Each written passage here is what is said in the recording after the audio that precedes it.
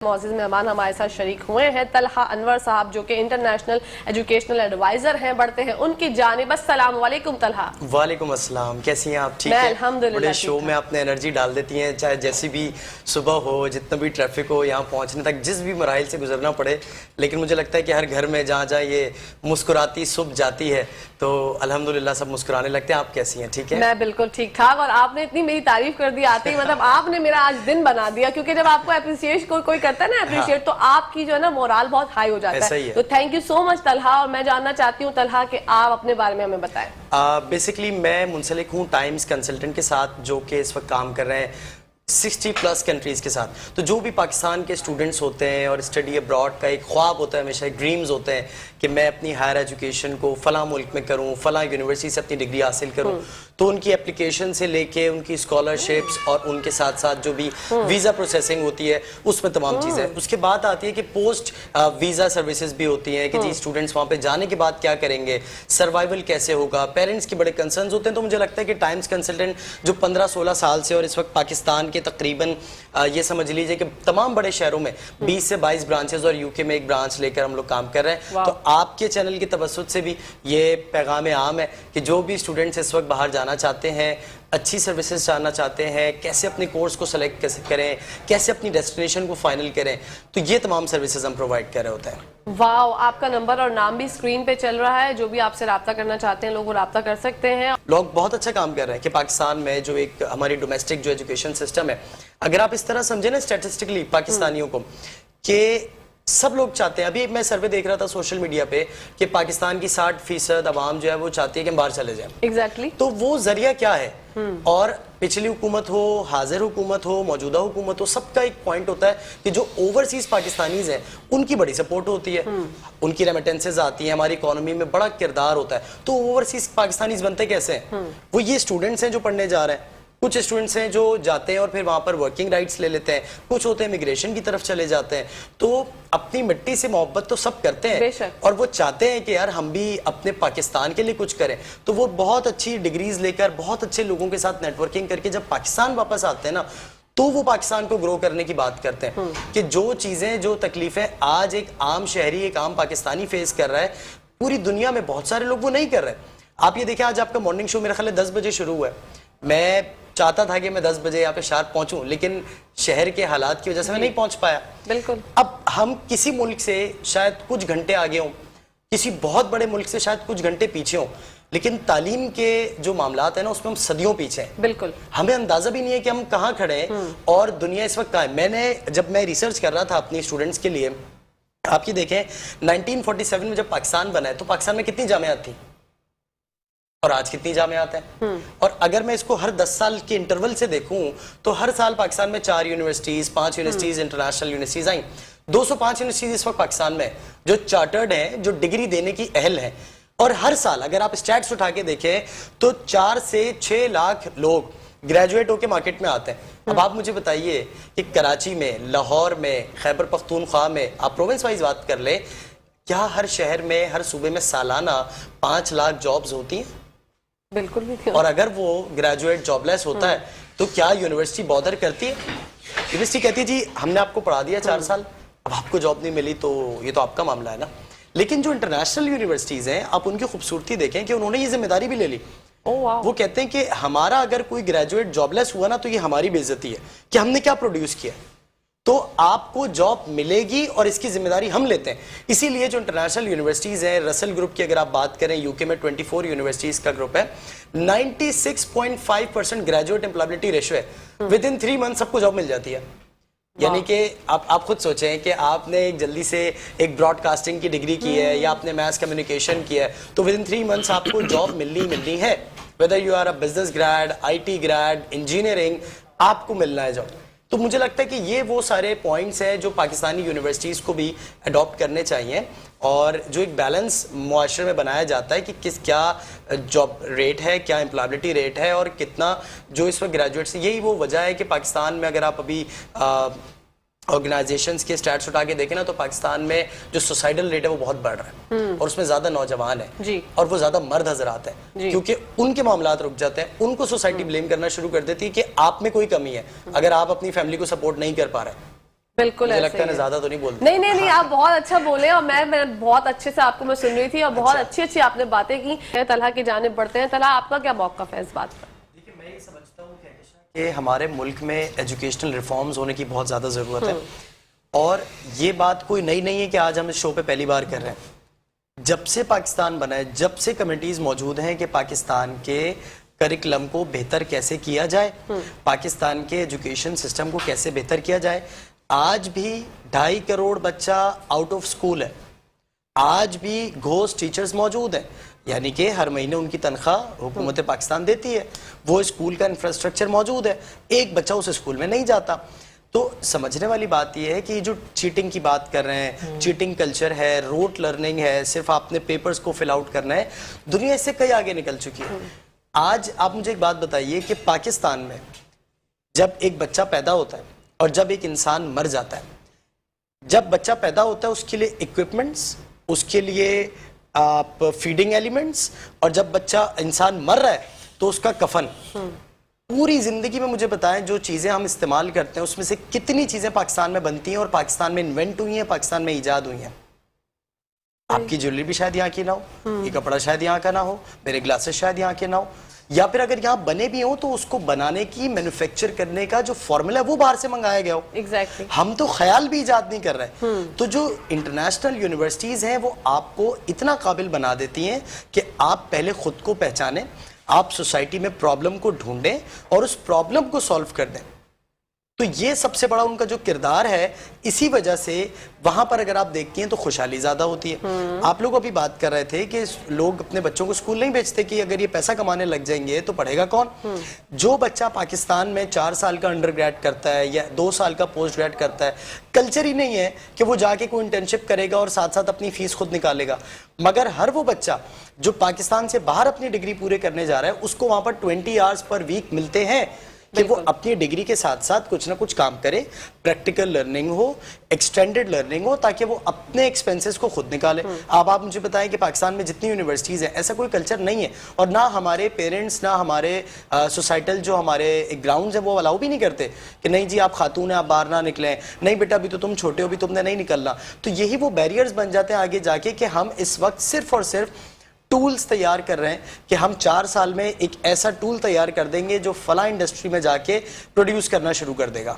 بالکل. اور آپ نے بات کی نا کہ وہ 20 آورز دیتے ہیں وہ ان کو چاہیے ہوتے ہیں, ہمیں بھی یہاں پر مجبوراً ذرا بریک چاہیے ہوتی ہے. تو جناب بریک کی جانب بڑھتے ہیں. ناظرین کہیں جائے گا مت, دیکھتے رہیے مسکراتی صبح ہمارے ساتھ مسکراتے ہوئے. طلحہ سے جاننا چاہوں گی, طلحہ مجھے یہ بتائیے گا جو آپ سے رابطہ کرنا چاہتے ہیں, یوتھ کو جو آپ پیغام دے رہے ہیں, بتا رہے ہیں کہ انٹرنیشنلی بہت اسکوپ ہے ان کے فیوچر کے حوالے سے, تو جو لوگ آپ سے رابطہ کرنا چاہتے ہیں ان کی ایک تو کوالیفیکیشنز کتنی ہونی چاہیے اور جو ہے انہوں نے کون کون سے کورسز جو ہیں وہ کیے وہ ہونے چاہیے؟ اچھا, بہت سارے اسٹوڈنٹس میرا خیال ہے ان کے دماغ میں پہلا کوشچن یہی آتا ہے کہ ہم کیا پڑھیں, دوسرا کوشچن آتا ہے کہاں پڑھیں, اور تیسرا کوشچن یہ آتا ہے کہ ہم وہاں تک جانے کے جو مراحل ہیں ان تک کیسے ہم پہنچیں. تو میں بہت پریسائزلی آپ کو بتا دیتا ہوں.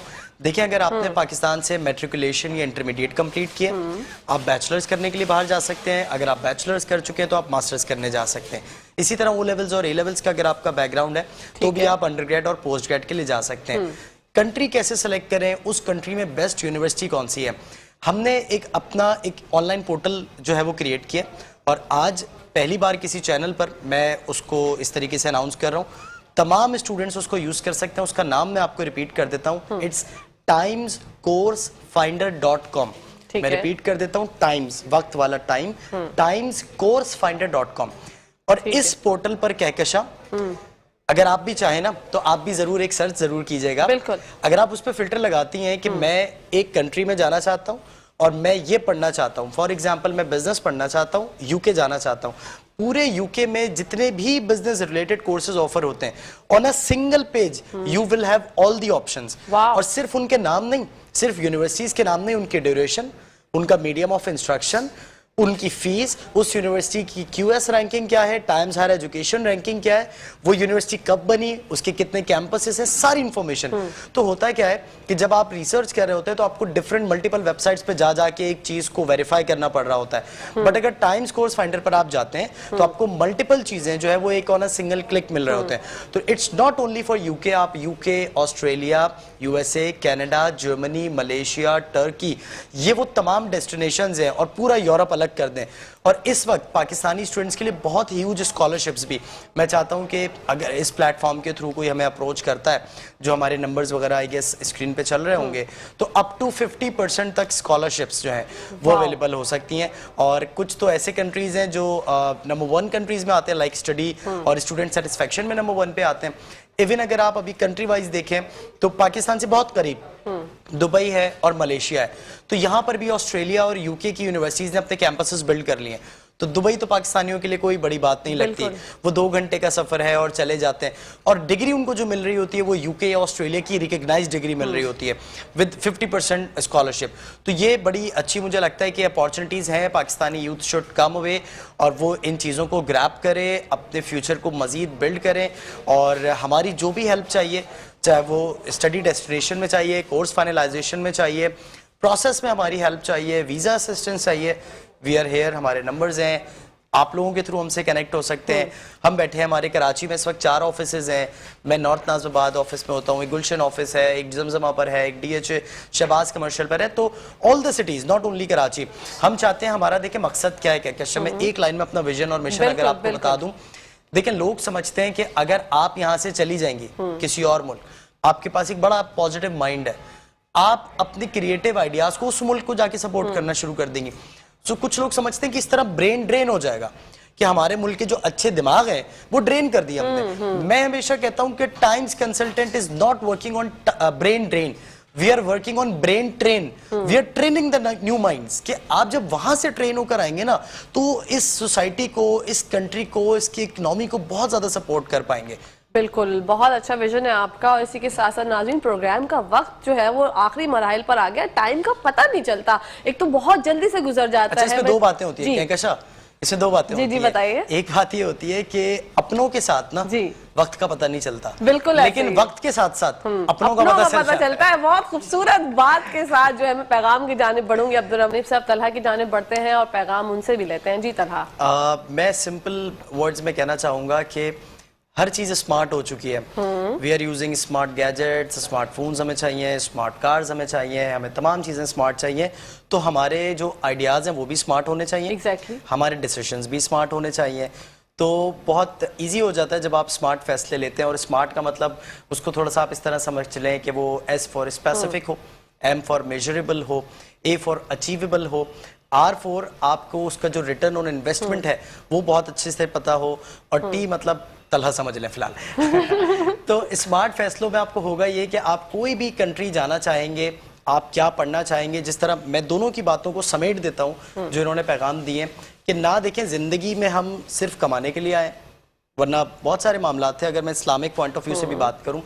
دوسری بات, اسلام بھی ہمیں, ریلیجن بھی ہمیں الاؤ کرتا ہے. چاہے آپ احادیث دیکھ لیں, اس میں کہا گیا ہے کہ اگر آپ کو چین بھی جانا پڑے, میں مفہوم بیان کر رہا ہوں, میں کوئی مولوی نہیں ہوں یا میں کوئی عالم دین نہیں ہوں, میں نے جتنا کچھ سیکھا ہے میں اس کی روشنی میں بتا رہا ہوں. تو آپ چین بھی اگر جانا پڑے علم کے لیے تو آپ ضرور جائیے. تو ان سے بھی ہم یہی اخذ کرتے ہیں کہ جو میراث ہے نا, جو علم ہے, وہ جہاں سے بھی مل رہا ہے آپ جا سکتے ہیں. ضروری نہیں ہے کہ اگر آپ کی برتھ پلیس پاکستان ہے تو آپ کی ڈیتھ پلیس بھی پاکستان بنے. آپ ضرور جا سکتے ہیں. آپ کو یہ جو سرحدیں بنائی گئی ہیں یہ مین میڈ سرحدیں ہیں, یہ ہم نے بارڈرز بنا دی ہیں.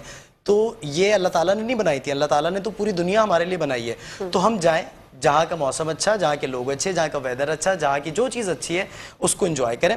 ویسا نہ ہو جس طرح آج کل فیس بک پہ کسی اور ملک کے صدر سے نا منسوب کیا جاتا ہے کہ پاکستانی جو ہوتے ہیں وہ اپنی ریلیجس چیزوں کے لیے سعودیہ جاتے ہیں, اپنے ہنی مون کے لیے جو ہے وہ دبئی جاتے ہیں, اپنی پڑھائی کے لیے وہ کہیں اور جاتے ہیں, اور لیکن جب ڈیتھ بیڈ پر ہوتے ہیں یا جو ان کی قبر بننی ہوتی ہے تو وہ پاکستان میں ہوتی ہے.